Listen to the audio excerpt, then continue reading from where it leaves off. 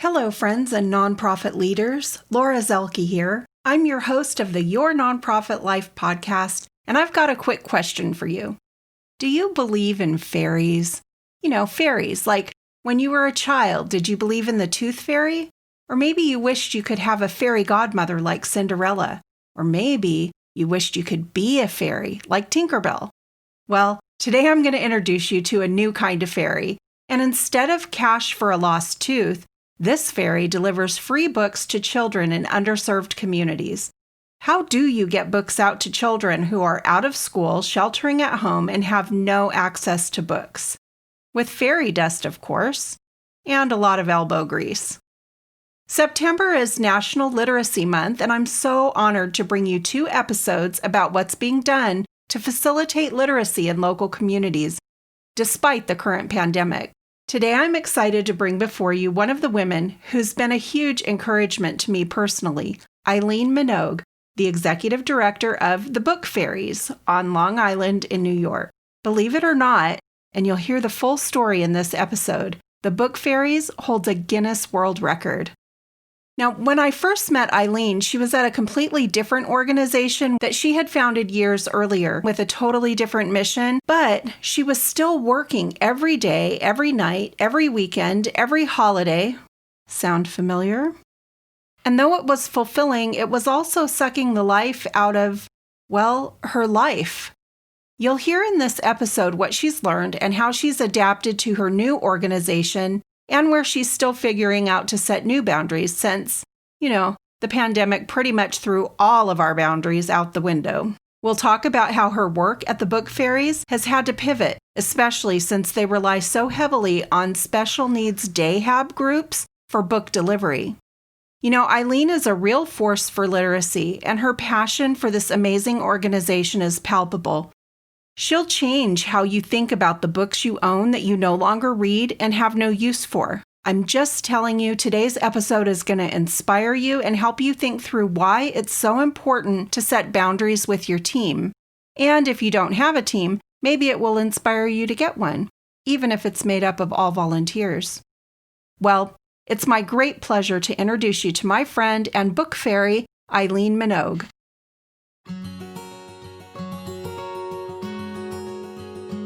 Hey, have you ever wished you could hear some good news for a change? Well, I might have just what you've been hoping for.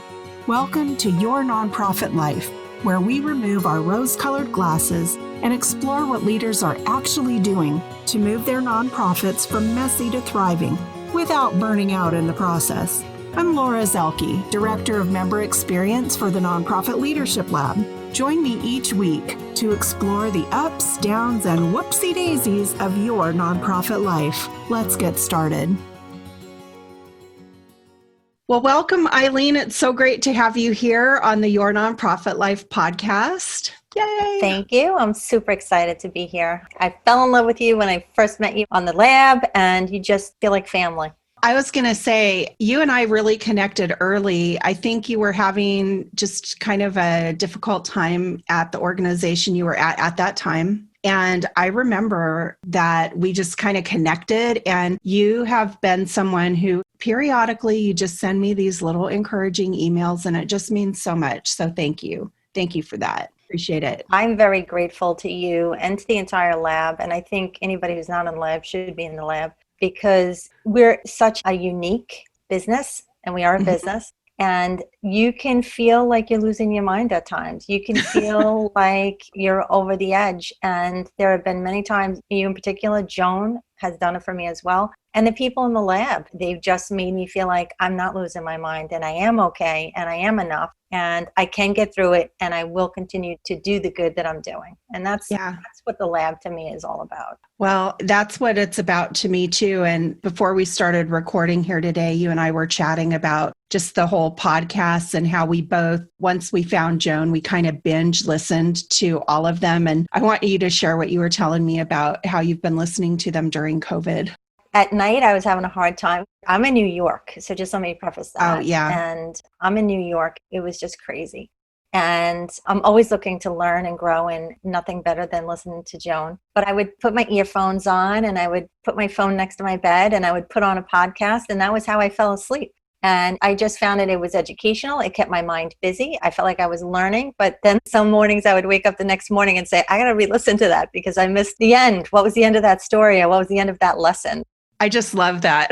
Yeah, she helped me through the crazy COVID crisis. I tell you, I'm going to let her know that she's a great cure for insomnia. Yeah, I've listened to every podcast and then some. And I'm with you. I do the same thing. And I have to tell you that I got this great gift from my husband for Christmas. I think I randomly found it and put it on my wish list, or I don't remember. I don't think he found it. I think I found it. But it's like an eye mask. You know how sometimes you have these sleep masks at night? It's very soft and it wraps around your eyes, blocks out the light, and then it goes all the way around to your ears and it has little headphones in it. That sounds awesome. And so you can put it on and you can listen to podcasts as you go to sleep at night. And it's more comfortable than having in earpods or headphones or something. It's like the best gift ever, because when we go to bed, he'll just go to sleep and I'm like awake.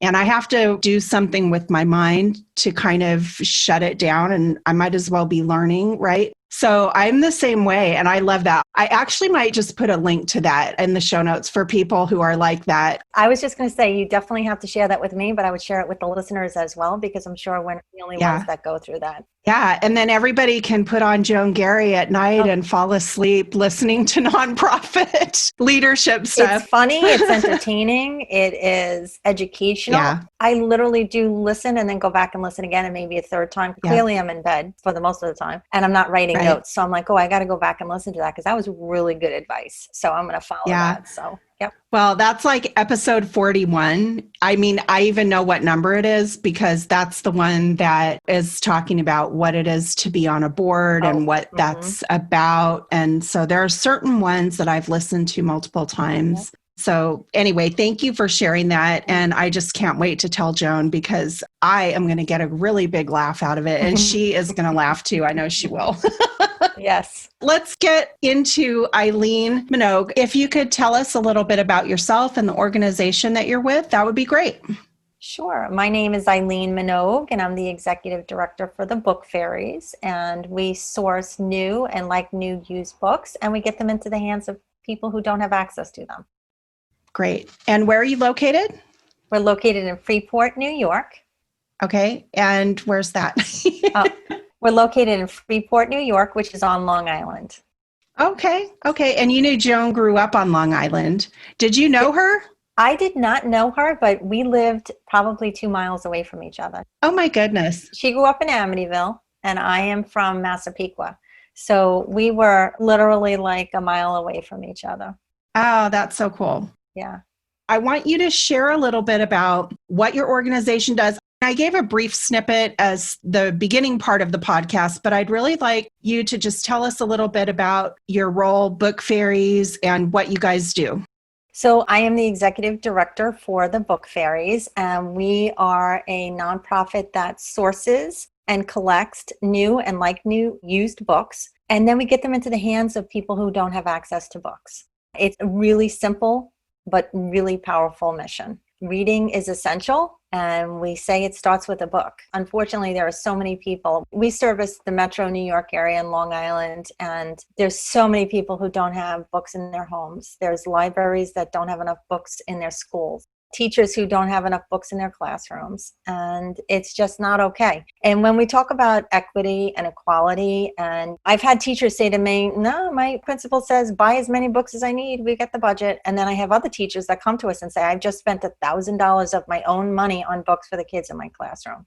And I say to myself, why is that? I can't change the system. That's not something that I have control over. But what I can do is change the problem, solve the hole that's there right now, because we know that we can have access to thousands of books because people are getting rid of them. People don't want to throw books out. That's the one thing is people just don't throw books out because they know the value in it. And then you have people who need them. So we're really helping two different groups of people who want to clear out that home and get that book into someone's hands, and then the people who need them. Right. And I love that. I happen to be a bibliophile myself. All books. There is no such thing as too many books. You just don't have enough bookshelves. That's like my mantra in life. But I also know that there are times, for example, right now in our life where we just finished homeschooling my son. So I have all these books. I had gotten rid of some of them throughout the years, just giving them to other homeschool families, but I have a lot of books that we no longer need. And it's this pull of what do we do? You know, I could donate them to our local charity here, Goodwill, but a lot of times they'll take them. And this isn't all Goodwill. So I just want to preface that I'm not anti-Goodwill. I actually go and buy books there too. But the one here locally, they'll just throw them in a bin. And I just can't do that to my books. So it's nice to know that there's an organization like yours. And I'm sure there are others, but you're in the New York metro area specifically that will take the books. It's like rehoming a pet that you kind of need to get rid of. You love that pet and you don't want to just give it to anybody, but it's kind of like you're the pet rehoming, but for books.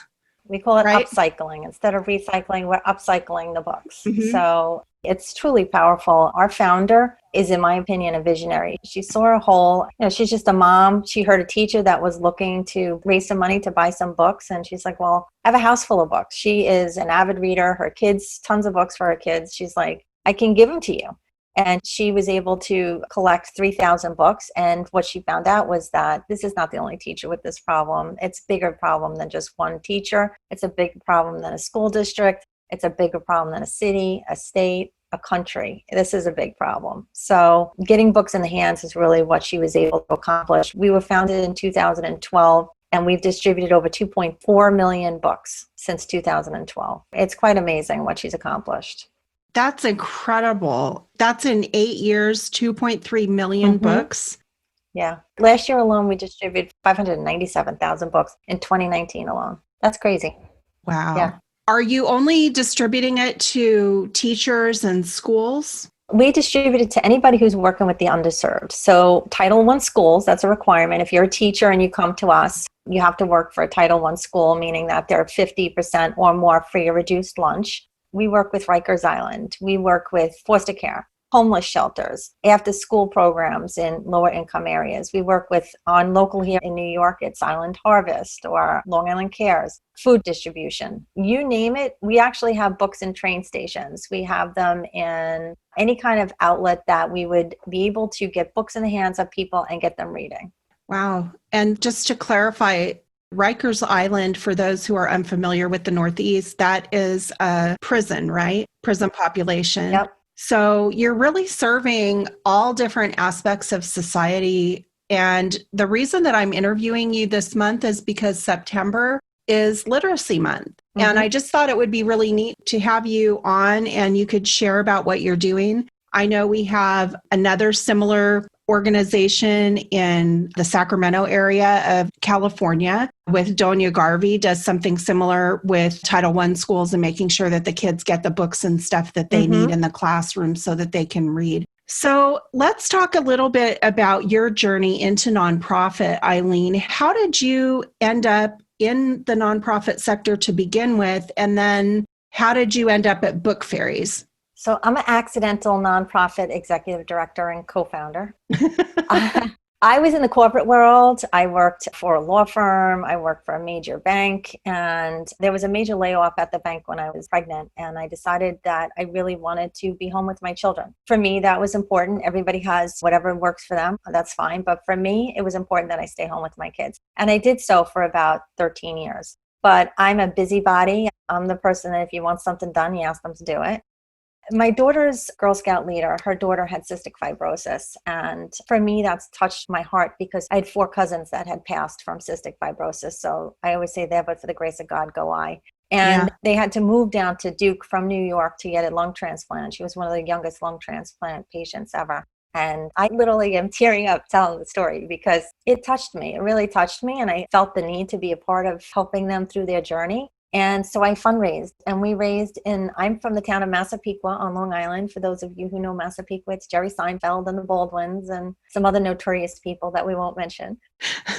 And the town of Massapequa really rose to the occasion, and we raised over $100,000, which enabled them to really be down there and not have to worry about working, or if they had to work, it wasn't as detrimental to their survival. And the best gift I got was they came back. She got her double lung transplant, and she used to walk around with oxygen on. And she was this tiny little cute little thing. And she's walking around with her little friends, skipping around with no oxygen, no problems from the lung transplant. She dealt with whatever. Unfortunately, it rejected, and she did pass a couple of years later. But she had a number of really good, healthy, normal years. And while I wish the outcome was different, that really set me on my journey, because part of what I did for that was I'm good friends with Billy Baldwin, who is of the Baldwin family. And he said to me, I want to start a community fund here in our town, and I would like you to be a part of it. My husband says, sit on your hands, don't raise your hands. It doesn't matter. They're coming to you. I mean, what can you do? You just can't help that. I know. And Billy Baldwin, I mean, what are you going to say? So that's cool. I can't say enough that he is the most down to earth, never forgets where he comes from, great guy. So I said, yeah, I'll help. And along with a number of other amazing people on that organization, we've raised almost $2 million since 2000. It would be our 20-year anniversary this year. We were going to do something, but COVID hit. And we've given out scholarships to our local high school students. We've given families a lift that have kids with cancer. You name it, we give to the Yes Community Counseling, which is a great local family counseling service here that helps with drug and alcohol abuse and all different kinds of counseling needs. And while I was there, somebody approached me about another organization, and they asked me to help with them. And it just kind of spiraled. And then I was with an organization that I started there. And for me, my word is everything to me. If people don't believe what I'm saying and ask them to do, then I might as well stop. And I found that organization, there was some, in my opinion, and it went to the Attorney General, and they thought the same thing, misappropriations. And from there, we founded an organization called Patient Airlift Services. And I was the co-founder and executive director there for 9 years. We took it from my basement to an organization that had offices on Long Island and just outside of Philadelphia. We flew, by the time I left, we had flown over 18,000 flights. And basically what the mission is taking people who need access to treatment that is outside of their normal living area and providing air flights for them in private aircraft. It's just like it was accidental all the way. I'm just a doer, a giver, a community believer, and that's how it came about. Well, I think that's pretty amazing. And what I have learned throughout the course of this podcast is that there is not one journey that is the same as another. All of us found our way through a series of experiences, circumstances, people seeing something in us that maybe we didn't even necessarily see in ourselves, or that we weren't thinking about that. But then because we've had the life experience that we've had, it kind of made sense, and we move forward, and it's like, wow, this is actually something that I was made to do. I love it, and I'm really good at it. Wow. And you just keep going. And so you were with PALS for quite a while, right? Yeah, I was there from 2010 till 2018. Yeah, it was amazing. We went from myself in my basement as the only employee to 13 employees. And we, in my tenure, brought in a disaster relief organization. So I'm sure everybody remembers 2017 was crazy with Irene, Harvey, and Maria. Mm-hmm. That tested my abilities for sure. But I believe you're absolutely correct. If it's your passion, you find it. Whatever it is, somehow it comes to you. I never thought I would be in nonprofits. And there have been times, especially during that end of my tenure at PALS, where I questioned whether or not I could continue to be in a position of service, because it takes everything that you have. Being in a nonprofit is definitely messy, as Joan says. Yeah. But it's where you're the janitor, you're the person that's someone's crying on the shoulder, you're the financial person, you're wearing so many different hats, and it's draining. And then you serve a board that doesn't always quite understand what you do. They might have been brought to that, not all boards, but some boards or some people on boards don't quite understand what you do and what it takes. And it's definitely a challenging position. And I've had moments of, can I continue? I've just been so burnt out. It's different. I always say, I just want to count widgets. I just want to go 9 to 5 and count widgets. It's just, you never leave your job. You never stop when you're of service. Yeah. You never do. And I'm sure there's other businesses where you do the same thing. Somebody needs their car fixed and they're in an emergency, you do the same thing. But it's different when you're dealing with the impact in someone's life. And why I loved the Book Fairies and why I really chose that, because I had a couple other organizations that I was looking at and I was interviewing with, was the impact is so palpable. And it's a positive impact, and anybody can be a part of this impact. And when I was at Pal's, I would get calls on the weekend. My family reminded me after everything happened at Pal's, you missed my son's cocktail hour at his wedding. You were at so-and-so's wake and you were outside on the phone. You didn't go to a vacation day because you had something happen. And you have to have that work-life balance. You really do. And I had a hard time stopping and saying, I remember vividly laying in bed with my husband. It was like 2:00 in the morning and there was hurricane. I think it was Maria was hitting Puerto Rico and St. Thomas. And there was a pregnant woman who was 9 months pregnant with her baby laying under a tarp. I think Irene had already hit and Maria was on its way. And he's like, go to bed. And I was like, we're in a house. We have a roof over our head. There's a 9-month pregnant woman with her baby. We got to get them out of St. Thomas. And guess what? We did. Yay. But there's a line that has to be drawn at some point. I don't know. Yeah. It's hard when, especially the nature of the work that PALS was doing. And I think that you shared with me in our intro call, you learned a lot about boundaries as a result of the experience that you had there, because you kind of were the one doing it all. So is it different for you now at Book Fairies? Are you still the one doing it all, or do you have a better work-life balance now? I don't have a better work-life balance. I did learn a lot from my experience at PALS. And what I did learn is that while the people you service truly, truly appreciate it, there are times when those that should don't really appreciate what you do, and you're replaceable. In every job, you're replaceable and forgettable. You have to do it for yourself. I'm working really, really hard at the Book Fairies because I see the potential. And the one thing that we have lacked on, if there's any negative I could say about the organization, it's there wasn't a lot of infrastructure. So as a nonprofit, you know what you need. I came in, we had no accounting system. We were on Excel. We had no CRM, no customer relationship management system. I didn't have a platform if I wanted to do peer-to-peer. It was just me full-time and a part-time program coordinator. Last year, moving 597,000 books and a ton of volunteers. Oh my gosh. Yes. So I walked into something that needed a lot of fixing, but was really amazing. That's no negative to our founder. She's absolutely fantastic and did an amazing job. But I think a different set of skills need to come in and take it to that next level. And she recognizes that. And she's still very involved and does amazing work. But I've been able to bring in some money over the last year and bring in some more people. So I know what I need to do to get to that work-life balance. It's just getting there. It's just been a little longer and harder than I thought it would be. Well, I mean, what's your excuse? We've only been in a pandemic. I know. It's like we are so hard on ourselves sometimes, not realizing all the different challenges that we're facing right now in society, and especially in the United States and in New York. My goodness, my heart just goes out to you. We're in a state of corporate mourning right now, where the whole country is reeling from the thousands and thousands of people who have passed away from the COVID disease. And New York got hit really, really hard. I mean, if anybody's listening and some people think it's a hoax or whatever, I'm going to tell you it's not. My son-in-law works in a hospital. My niece works in a hospital.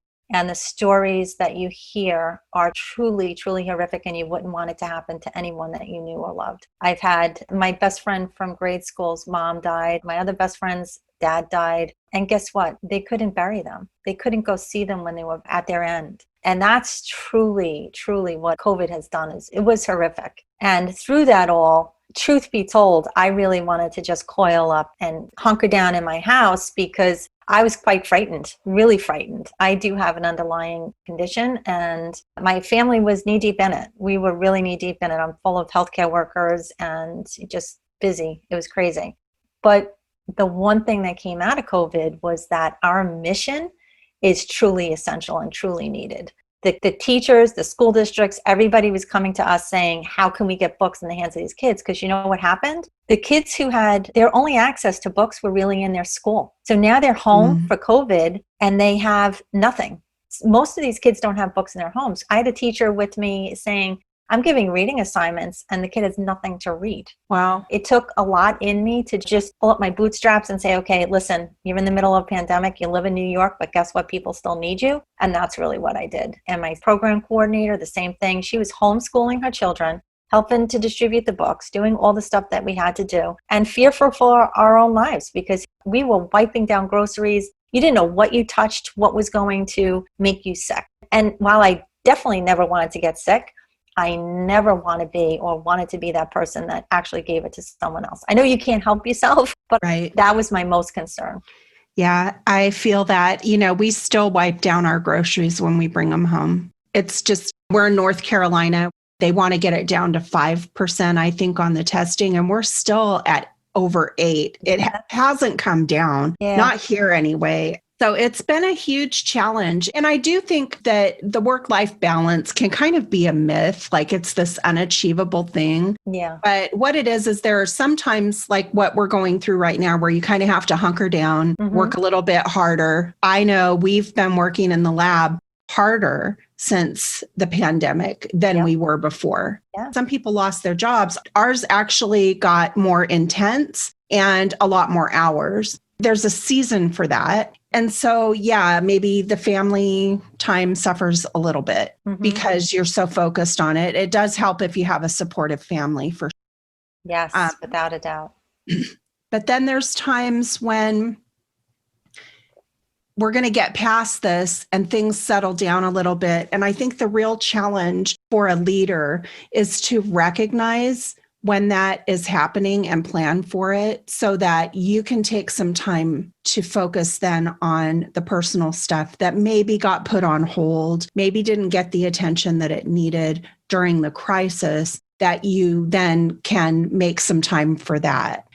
That's the real challenge in the nonprofit sector, I think, because it's really hard when you're serving so many people as the leader to say, okay, things are not chaotic like they have been the past 6 months. I'm going to take a couple days and just spend some time with my family. It's hard to kind of shut that part of your work off and then focus on the family without that. I don't think that there's an either or. I think that it's more like a balance where sometimes the balance of your schedule is going to work. And the key is to make sure that there are other times when the balance is going to your personal life or your family, things that are getting set on the wayside, because we have to do that. We have to. I agree. And it's also not just for me, but for, I only have one staff member right now. We're hiring in a pandemic. We're hiring, which is a good sign. That's awesome. I see it in her. She needs time off.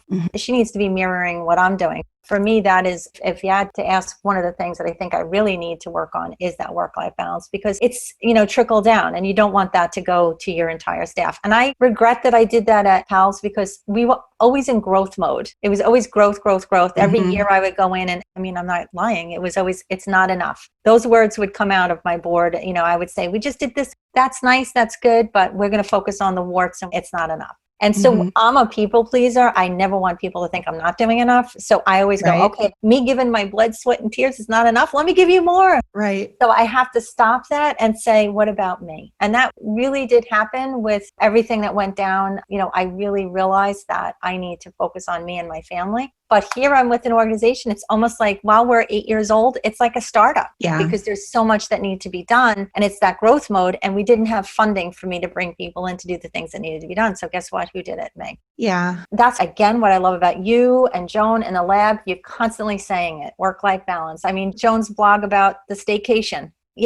She's showing us what we really need to be focusing on while she's educating us and keeping us on task and giving us the tools we need to succeed. Part of being successful is taking care of yourself, and that's self-care. And I did take a day last Friday. You'll be happy to know that was my first day since March. Wow, and that's great. Yeah, we're in the middle of a month-long education, leadership, literacy push. We're doing a fundraiser, but once that's over, I'll take a few days. Well, I have found that if you plan it out ahead of time and get it on your calendar, my personal recommendation is to do it multiple times on your calendar. So for example, you say, okay, when this is over, I'm going to take some time. But don't just schedule that time. Look at your calendar a little bit further out and schedule some more time. Get it on the calendar now. And what it does is you can start having this rhythm, right, in your life where you do know that you've got some time off coming up. It does something mentally, I think,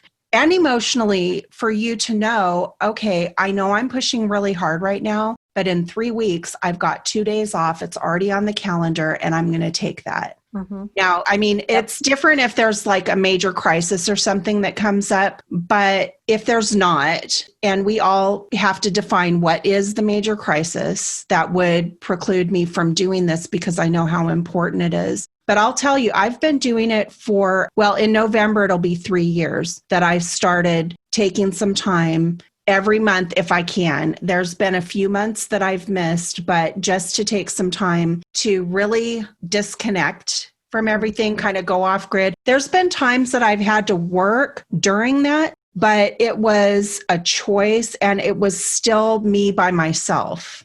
To have that time. Now, I'm introverted, so it's critical for me. I'm an INTJ female. I have to have some time alone. In fact, I haven't had any in a couple months, and it's like I can feel just I need to get away because it's just something that I need.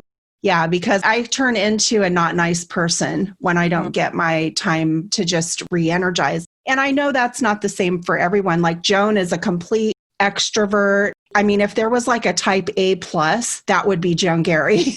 And for her to actually take some time off, like for her, what works for her is taking a couple weeks because you have a few days when you can kind of settle into it and then you can really start resting. Yeah. Not everybody is able to do 2 weeks at a shot. And so I really recommend if you have to do it like a day or an overnight or something like that, to really plan it out so that you're doing it more than once. Like if you did it once a quarter, just even to begin with once a quarter, that when you plan that first time off, you also schedule it for the following quarter. And then you just try and keep yourself a quarter out. It really does make a difference mentally when you're doing this and you're having the sacrifices that you have to make, that you know you've got some time to recharge and reconnect with your family or friends or whatever. It does really make a difference. It's great advice because if it's on your calendar, you're not going to put anything in that calendar. Well, fill it up. And I think it's hard when we're doing it like a one at a time type thing because it's like, well, I have it on there, but I can move it. But when you start actually making it part of a routine, it's a lot harder to cancel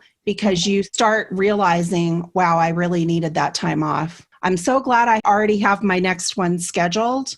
I need to schedule the next one. It is very important. It gets you through. And once you start having that rhythm, it's like, oh, this is really good. Like, I'm not just going to cancel that time off because somebody needs books, right? I'm sure that there's someone I can delegate that to, and I'm still going to have time off, or I'll just do it when I get back, but I don't need to do it right now. Yeah. That was what I said when I took the job. I'm like, listen, nobody's going to die over a weekend if I don't give them a book. Well, yeah. So, when you say you haven't had a better life balance, I think you probably have, in that you're not dealing in life and death situations. Yes, it definitely has. That took a toll on me. I'm sure. Still close with a lot of the families. Actually, one of the families, the little girl just passed away last week. And it's hard. Yeah. Yeah. I can identify as a child, my dad was a pastor my whole life. He literally just stopped preaching. It'll be 2 years in November, and he's 82. Wow. In the genes. Yeah, something. Yeah. But what I can tell you is it's the same thing with people who are in any kind of care. Churches are nonprofits. And, when you have people who are coming to you in crisis, it doesn't really matter what's going on with your family. If you don't have that strong boundary set, you're just always going to be prioritizing the other people. Yeah. And so, if the listeners get anything out of this conversation, part of the goal is to say, look, we get it. But if you're not blocking time out to go ahead and disconnect and work on those relationships, they'll deteriorate. And if that's not okay with you, then it's like you have permission to have a life. Yeah. Yeah. Somebody put it, at the end of your life, People aren't going to remember you for that one thing you did, or that you didn't show up to a business meeting or a board meeting or something along those lines. But your family will remember that you were there. Like, I was actually taken back when my sister said to me, "You missed my son's cocktail hour of his wedding." And I was working on whatever, but that just really hit me hard. Those moments I'm never going to get back.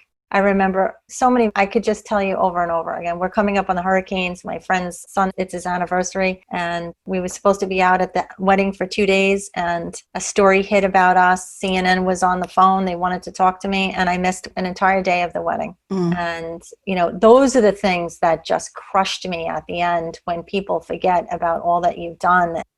But it's a business. At the end of my journey at PALS, the last thing that was said to me is it's just business. Those are really literally the last words. It's just business.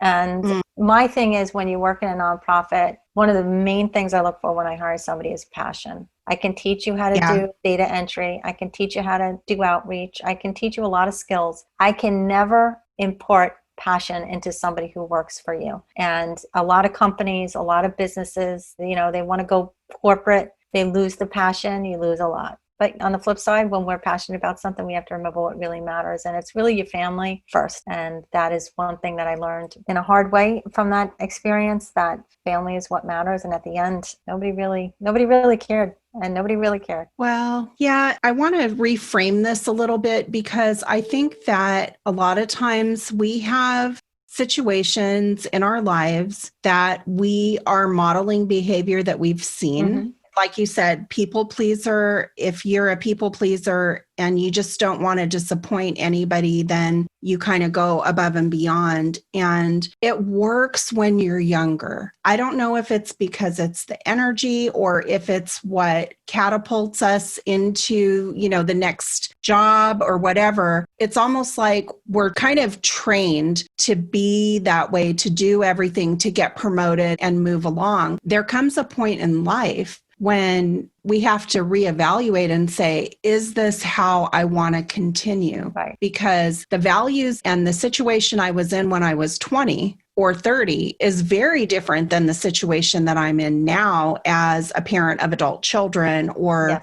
taking care of an elderly parent, or in a middle life situation. And we never learned how to say no and how to be comfortable with discomfort, to be comfortable with disappointing other people. That's a muscle that we have, but we just have to exercise it, because in the olden days, when we disappointed people, we got in trouble. But nowadays, as grown-ass women, we can actually disappoint people and they're going to survive and we're not going to get in trouble. Right. And life is going to go on. And Brene Brown, in her book, Dare to Lead, they actually timed the discomfort, right? And the discomfort lasts for like 9 to 13 seconds. Wow. And it's like, well, dang, if that's as long as I'm going to feel uncomfortable, I can do that. I can actually say no and disappoint someone and just sit with that discomfort and let them be disappointed in me, because who cares? It's okay. Yeah. What their opinion of me is none of my business. And if it disappoints them because I have other priorities, there's another book that I really like called The Best Yes by Lisa Turkhurst. And she talks about saying no when it's early and you kind of know in your gut that you're probably not going to want to do that, rather than saying, let me think about it, or kind of postponing the decision. When you just say no at that moment and then deal with the uncomfortableness of it, it's so much better in the long run for everybody. Yep, I agree. This is part of it. And so I think that you're just kind of going through learning the lessons as you go. Yeah. As they say, recognizing the people pleaser is halfway to the solution of not being one. And that it's okay to disappoint. Yeah. So I'm really curious, what is coming up for you as far as Book Fairies? We've been in COVID, and if you were out, are you still doing a lot of in-person deliveries? I don't know what it's like up in New York. Here, they're trying to start school, but even the colleges, they've started, and then they've already started sending the students home. We had, I think, maybe 2 weeks where we were kind of not anywhere. I never left my house. But after that, we have a book drop outside of our warehouse. which is generously donated by our founder's family, Mar-a-Lago Security. So we had to empty the book drop. So my husband and I would go and empty the book drop. So since March 16th, we've distributed almost 140,000 books. And that's been in a number of different ways. We've had, I think, 15,000 went to one group of homeless shelters in New York City and foster care agencies. We've had teachers in school districts. What we do is we do it socially distanced, and we do it by appointment. So if they call us up and they say, we want different types of books, picture books, chapter books, board books, we'll get the boxes ready for them. We set them up. They come to our warehouse, and then we bring it out to them and they take them. That's basically how we've been distributing them. Like everybody else, we've had to alter every aspect of how we do our job. Mm-hmm. I had diversified funding streams that we had created. Almost all of them dried up. So we had to really be creative and try to figure out how we were going to pull ourselves out of this, not only financially, but within our programs and our processes. One thing I didn't mention before is that our founder came out with this really great idea of how do we get our books from, say, a school that's doing a book drive for us, and then get it to our warehouse so that we can sort it for age and condition. The special needs individuals that are in rehabilitation programs, they have vans, and they have a program, it's called Program Without Walls, and that's to get them out into the community and doing things that are fulfilling to them. So they used to provide our ground transportation for free. We provided 180 individual opportunities a month to individuals with special needs. And it's now coming back. They're just starting to come back. I think September 1st, our biggest group will be back, and they'll be doing our ground transportation for us. But again, it also has to be CDC requirements and socially distanced, and making sure that everybody's following the rules. So individuals are doing book drives in their homes, socially distanced on their driveways, and they're collecting books. And then the special needs go and pick them up and bring them to our warehouse. That's amazing. It really is amazing, because I don't think people fully understand that. Like for us in New York, 1 in 4 New Yorkers is illiterate. 1 in 4. That's staggering. 61% of children in low-income families have no books in their home. 90% of high school dropouts are on welfare. 2/3 of students who can't read proficiently by the end of 4th grade will end up in jail or on welfare. Like, this is a systemic problem, and we have a tool that can help solve the problem. We can't solve the problem ourselves. We need to work with people. We always have the analogy is, listen, we have the fishing pole. We work with literacy organizations that teach them how to fish, whether it's their teacher at Literacy Inc. or something like that, or even in the homeless shelters, they have programs that they're in there. We have the fishing pole. They teach them how to fish. When we work together, we serve more powerfully. And guess what? We can change the fishing industry. And that's what we're trying to do. We want to change the literacy landscape, at least here in our area. And then if we can, we talk about strategic plans and down the road. If what we do works and we can get the footprints, listen, we give it to somebody else in another state and you replicate it there. That's how we're going to change this. It's one book at a time. It's really literally one book at a time. Well, I think it's just an inspiring mission, of course, with literacy being just critical to success in our country and in life in general. You can't fill out an application. You can't get your license if you can't read it. You can't even order from a menu if you can't read.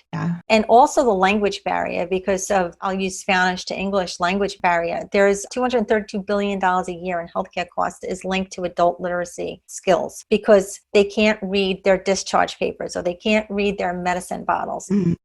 Once, ONCE in English is once. ONCE in Spanish is 11. So if they're reading it incorrectly and they're thinking they should take it 11 times and not one, there's just so much that we're all paying for it in so many ways. But the worst part is those children, those people who are illiterate, are paying for it every single day. So let's all wrap our hands, wrap our arms around them and figure out, how do we change this industry? And we know we could provide the books. And that's a key essential tool, is the books. We have the books. I know I can access them. I have tons of resources. I have people who need them. It's that infrastructure and that in between that I'm working on to make sure that we get it to that next level. Yeah. So I just can think of so many parallels talking with you. One organization I'm thinking of is Refugee Assistance Alliance, and they do something similar with refugees who are coming in to the Miami area, and they connect them with English-speaking friends, connect them so that when they have a medical issue, that they have someone they can talk to that will help them fill out the paperwork. And I can just see the importance of that. And then I was talking with Jennifer Nelson of Do Good Digital, and they're in the Montclair area of New Jersey. And they started their organization during COVID to help with logistics of moving food. And they actually have a dashboard where they can see which zip codes need food. And I'm just thinking, gosh, that would be kind of cool for you to have that kind of logistics and then working that with the people with special needs so that they're not crisscrossing all over. I'm going to get you connected with them because I could see how that would really benefit your ability to move the books. And before I let you go, I wanted you to tell us about that your organization is actually in the Guinness Book of World Records. How did you do that? Well, our founder, she always had it on her bucket list to break a Guinness World Record, and the Guinness World Record for the longest line of books. And what I did is I took that and I made it a fundraiser. And so the challenge was to break the longest line of books, which we actually did 3.81 miles. I think they were 3.71 miles. I'm so bad. I just know what we broke. Just enough to get in the book. Yes, we did it. And we did it in 4 hours. It took us over 30,000 books and we laid them out. We had 2 schools in our area that are combined. You never have to go outside for the 2 schools. So we serpentined throughout the school over 30,000 books, laid them. They all had to be touching each other. I can't even tell you the amount of work that went into it. And my board member, George Brennan, Jim Joy, and Amy Zislansky and Sherry McGrath, God bless them all for all the hard work that they put into it because it was difficult. You have to give them basically your firstborn child to be able to get through this. You know, they want surveyors and judges. We had to have it all and all videotape. And what was our process? Had we know that the books were getting there? It was crazy. But we did it. And what I loved is that everybody got involved. Everybody was so excited. We had great stuff. And we raised $65,000 doing it. And that's awesome. It was really pretty cool because our expenses were nil. Last year was my first year there. And that was my goal to kind of start bringing in money, get that capacity building going and get the reserves so that we could bring in more people, get the right people on the right seats in the right bus and really just move it forward. But Guinness World Record, we are now in it. You can look up the Book Fairies. We broke the record and we raised money. And the most important thing is all those books went to Wyandanch, the school in our area. All those books went to that community. We left all the books on the floor. The principals let us leave the books. My founder, Amy, and I went in there and the kids came in. It was like Christmas morning. They were like, all of them were like, oh my God. They were so excited. They could take any books they wanted off the floor. These kids, they were so little. The books were heavier than they were.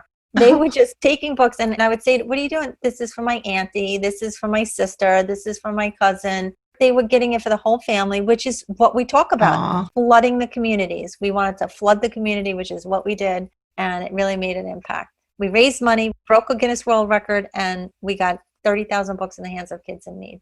I mean, that's just a win-win-win-win-win. Win-win. Times 30,000 and all the things. It was amazing.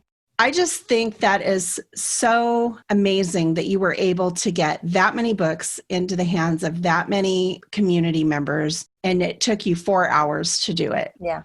And it was hard, and there was a lot more that went into the pre-planning of it for sure.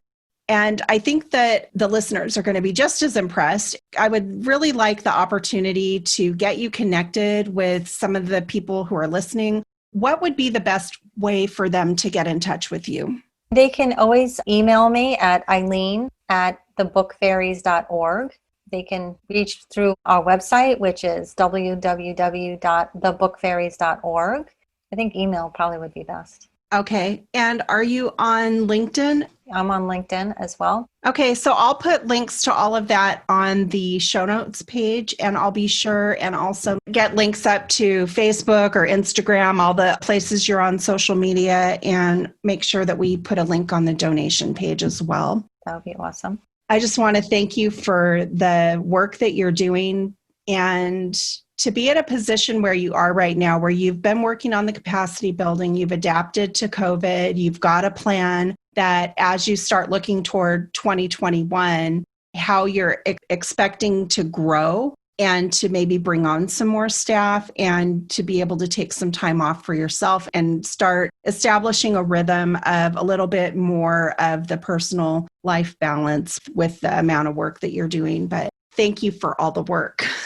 Thank you. And thank you for the support. And I can't say it enough. You and the lab have lifted me when so many days, so many moments I was just done. I didn't think I could do it anymore. And then you see all the positive stories and you say, you know what? Yeah, I can continue. I can make a difference. And I thank you all for that. This group is really like family, and I see the uplifting. I don't think I've seen any negativity on it. It's truly about pure, how do we lift? How do we support? How do we wrap ourselves around each other and really be that link that just keeps us together? And I'm grateful for that.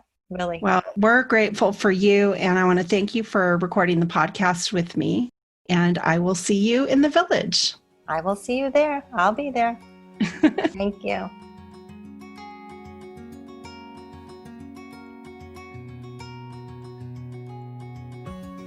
Thanks for listening. To access the show notes or share feedback on this podcast and link over to our socials, visit our website at yournonprofitlife.com.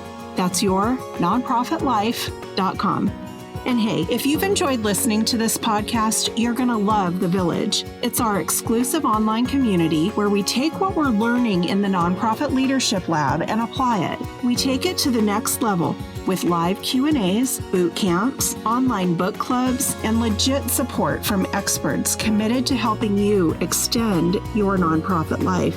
By the way, since we're just getting started, it would mean the world to us if you'd subscribe to the podcast and leave a great review on iTunes. The reviews will help us get the podcast in front of more people as we try to take the whole sector from messy to thriving. See you next time.